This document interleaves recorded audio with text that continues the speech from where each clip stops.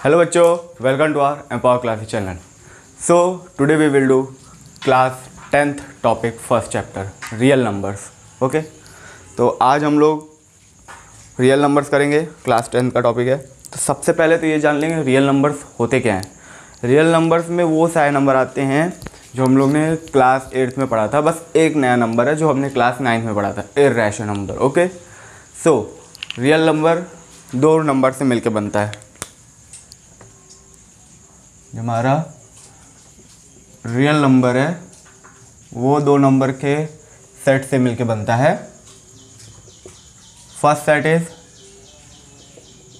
Rational number and second set is irrational number.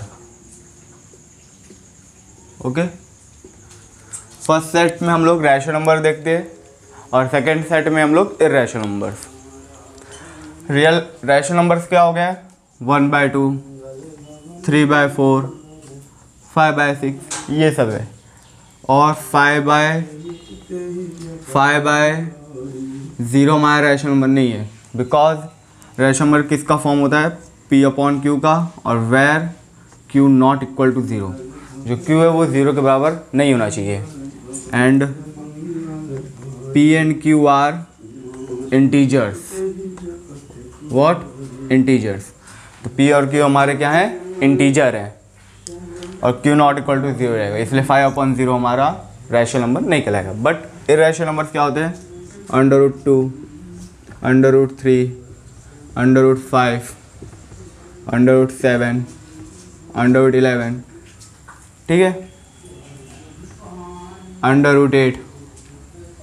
वो rational number जिनके exact perfect value नहीं निकलती है, जैसे √2 की है 1.41 समथिंग, मीन्स चलता जाता है, ठीक है, तो वो रैशनल नंबर सही है।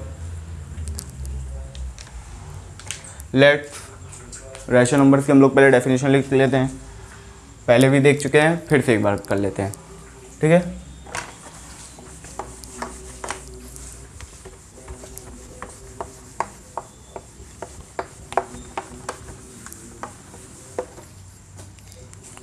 Right heading, rational number.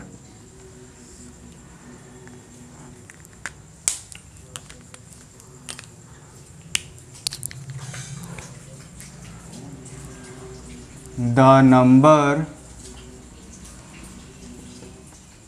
which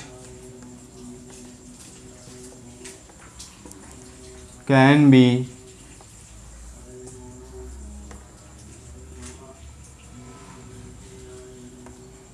written in the form of P and Q not equal to 0, where P and Q are integers. Okay, integers means P and Q both can be negative or positive, and only negative, only positive. Okay, example 1/2, -3/4, 5/6, -7/8. These are called integer. अब देखो, sorry, rational number, ये वाला और ये वाला, these two are called negative rational numbers.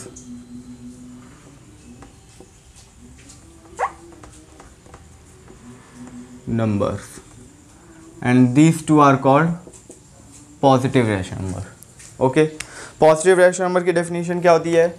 Either both denominator and numerator both should be negative और both should be positive, यानी दोनों के दोनों या तो नेगेटिव होने चाहिए या फिर क्या होना चाहिए? पॉजिटिव। लेकिन नेगेटिव रैशनल नंबर में ये है या तो न्यूमरेटर शुड नेगेटिव और डिनोमिनेटर, यानी डिनोमिनेटर तुम नेगेटिव कर दो या फिर न्यूमरेटर नेगेटिव कर दो, वो पूरा रैशनल नंबर हमारा नेगेटिव रैशनल नंबर हो जाता है। Okay, next irrational number.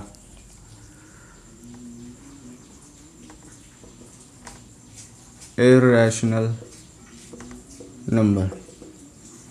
So let's start irrational number.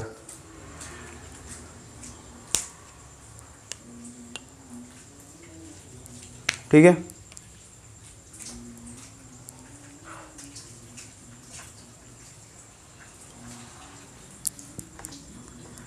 any number that can be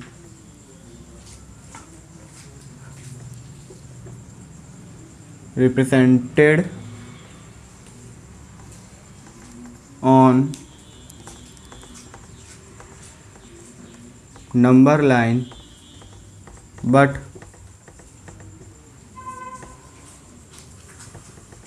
it is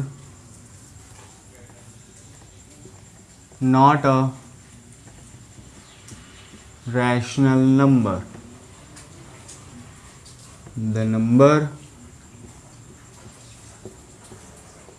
is called irrational number. Is called irrational number. Okay, यानी वो नंबर हम number line पे तो represent कर सकते हैं बट रैशनल नंबर नहीं है, तो उसे हम क्या बोलेंगे, इर्रेशनल नंबर।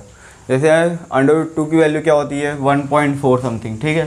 तो 1.4 हम लोग 2 डेसिमल तक तो जा सकते हैं हम लोग, आगे पॉइंट के बाद 2 प्लेस तक तो हम लोग जा सकते हैं, 2 डिजिट तक, बट उसके आगे भी हम लोग कर सकते हैं जूम आउट करके, जैसे क्लास 9 में सीखा था, ठीक है, रिप्रेजेंट करने वाला, तो वो वाला हम लोग कर सकते हैं, बट वो रैशनल नंबर नहीं कहलाएगा। ओके, एग्जांपल है √2, √3, √5 etcetera.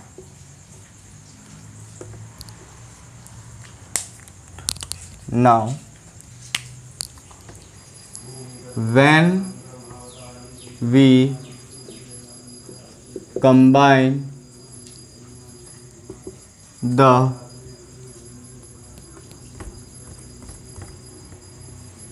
set of all irrational and rational number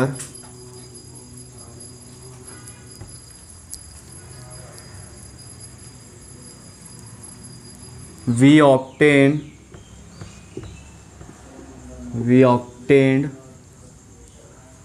the set of all, बोलो रियल नंबर। यानी अगर हम इर्रेशनल नंबर और रैशनल नंबर का सेट जो है उसको कंबाइन कर दें तो हमें क्या मिलेगा, रियल नंबर्स मिलेंगे। ओके,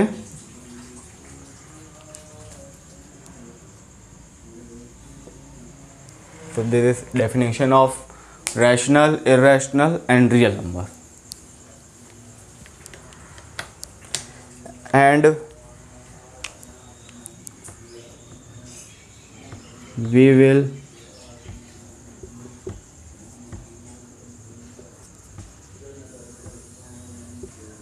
represent the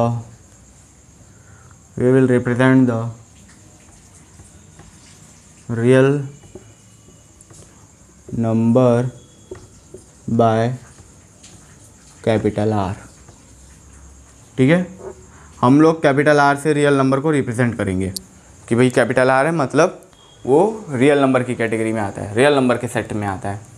ठीक है, इंटीजर है तो कैपिटल Z, कॉम्प्लेक्स नंबर तो कैपिटल C। हाँ, एक बात याद रखना, कॉम्प्लेक्स नंबर जो होता है ना उसमें रियल पार्ट और इमेजिनरी पार्ट दोनों मिले हुए होते हैं। ठीक है, real part imaginary part means क्या बोल रहा हूँ मैं, उसका मतलब ये।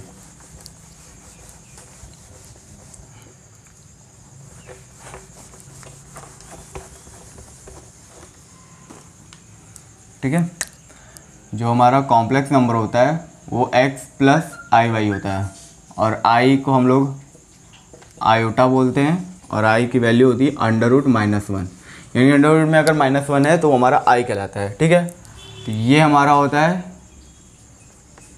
Imaginary part. क्या होता है हमारा इमेजिनरी पार्ट, और ये हमारा होता है रियल पार्ट। सर इसको इमेजिनरी और इसको रियल क्यों बोले आप? मैंने इसलिए बोला बेटा क्योंकि अंडर रूट में कभी भी माइनस नहीं आ सकता। कोई भी नंबर दिया ठीक है, प्लस माइनस फॉर्म के जो है वो है, बट जिसका अंडर रूट निकाल रहे हो वो माइनस में नहीं होना चाहिए। अगर वो माइनस में है तो वो इमेजिनरी नंबर कहला जाता है हमारा। ठीक है, तो ये हमारा पार्ट कहलाता है इमेजिनरी पार्ट, और ये होता है हमारा रियल पार्ट। रियल पार्ट में सिंपल नंबर होता है। ओके, तो जितने भी नंबर है मतलब whole number, prime number, composite number, rational number, irrational number, integers, ये सब मिला दो ना तब जाके इसका सेट बनता है कॉम्प्लेक्स नंबर। यानी कि पूरे नंबर फैमिली का प्रेसिडेंट कौन निकला? कॉम्प्लेक्स नंबर हमारा कौन निकल गया? Complex number. ठीक है, कॉम्प्लेक्स नंबर।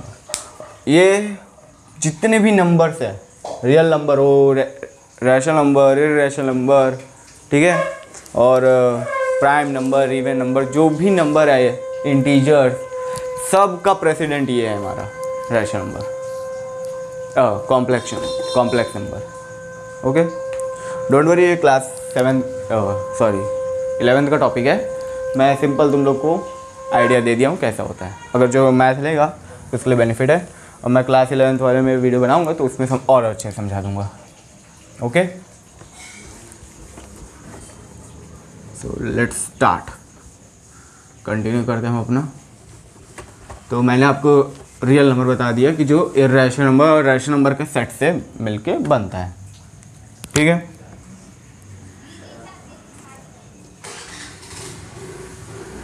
अब नेक्स्ट है हमारा Euclid's division algorithm. Euclid's division algorithm, यानी यूक्लिड डिवीज़न एल्गोरिथम। भैया जी ये क्या है? अब ये कैसे करेंगे? ठीक है, पहले तो देखो जो एल्गोरिथम होता है ना वो एक स्पेशलाइज्ड सीक्वेंस होता है। सीक्वेंस तो पढ़ाई होगा 1 2 3 4। ठीक है, तो एल्गोरिथम भी एक स्पेशलाइज्ड सीक्वेंस होता है। इसमें हम करेंगे ना तो इसमें भी एक सीक्वेंस टाइप में ही करने वाले हैं। ठीक है,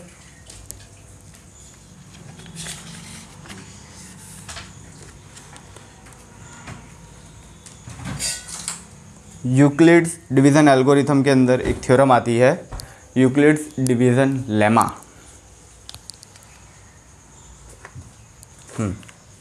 इसके अंदर एक थ्योरम आती है, थ्योरम यूक्लिड्स डिवीज़न लेमा लिखा है।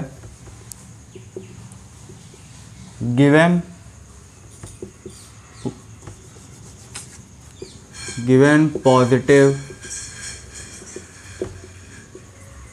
integer a and b, there exist unique whole number q and r satisfying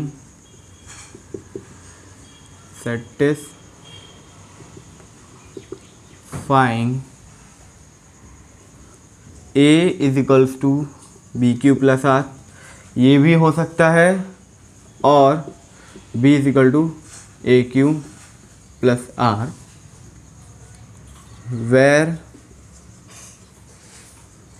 are is equal to और less more than 0 and less than b, और r is greater than 0 equal to 0 और less than a. This condition is for this and this is for this. ठीक है, मतलब sir जी आपने लिख तो दिया, अब बताइए इसका मतलब क्या होगा। तो मतलब ये है बेटा कि कोई हम पॉजिटिव इंटीजर कंसीडर कर रहे हैं ए एंड बी, ठीक है, तो एक होल नंबर एग्जिस्ट करेगा क्यू एंड आर। सिंपल, जो आप डिवीज़न करते हैं ना, तो उसमें dividend, divisor, quotient and remainder. तो r is for remainder, b is divisor, q is quotient और ए इज़ डिविडेंड। यहाँ पे उल्टा हो गया, आर तो रिमाइंडर एज इट इज़ है, ए डिवाइज़र हो गया, क्यू तो क्वोशिएंट है और बी क्या हो गया, डिविडेंड।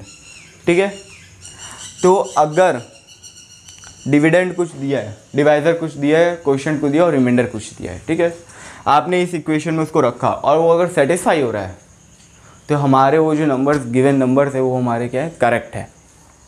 इसमें जो रिमाइंडर है या तो वो 0 होगा और जो हमारा डिवाइज़र है उससे छोटा होगा, दोनों में से कोई एक होगा। कभी भी डिवाइज़र के इक्वल कभी नहीं होगा। ठीक है, जैसे 4 को डिवाइड करो 2 से, रिमाइंडर क्या बचेगा, 0 बचेगा, 2 नहीं आएगा कभी भी। ठीक है, या तो 1 आ जाएगा रिमाइंडर, बट जो हमारा मेन डिवाइज़र है उसके बराबर रिमाइंडर कभी भी नहीं आता। जैसे कि 3 डिवाइडेड बाई 2 क्या होगा, रिमाइंडर आएगा 1। Okay, like that. तो ये हमारा यूक्लिड डिवीज़न लेमा, और इसकी हेल्प से, यूक्लिड डिवीज़न लेमा की हेल्प से हम लोग HCF फाइंड करते हैं, हाईएस्ट कॉमन फैक्टर। चलिए एक क्वेश्चन करते हैं अपने। ठीक है, लिखा है find the HCF of integer 24 and 32। ये रहा।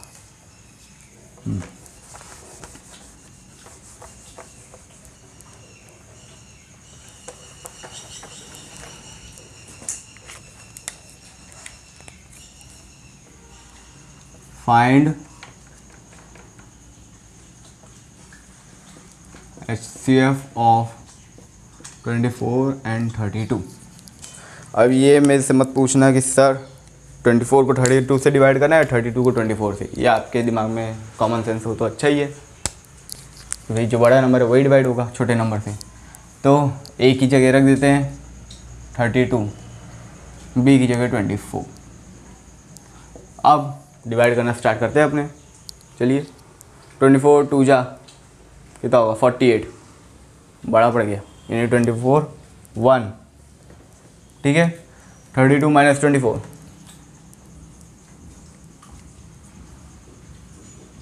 सॉरी 8, हाँ, तो क्या बचेगा 8। ठीक है, लेकिन इसमें यहाँ पे तो पता नहीं चला सर HCF क्या आएगा।